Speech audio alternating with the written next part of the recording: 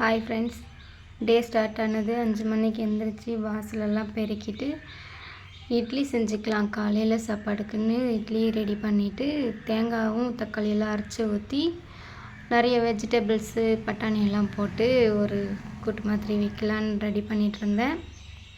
எப்பவும் போல் கடாய் வச்சு எண்ணெய் கடுகு அரைச்சி வச்சுருந்ததை போட்டு வெஜிடபிள்ஸ் போட்டு உப்பு மிளகாத்தூள் போட்டு நல்லா வதங்கிட்டு இருக்கும்போது நம்ம வேக வச்ச பட்டாணி இல்லைன்னா ஊற வச்ச பட்டாணி எடுத்து சேர்த்துக்கலாம்.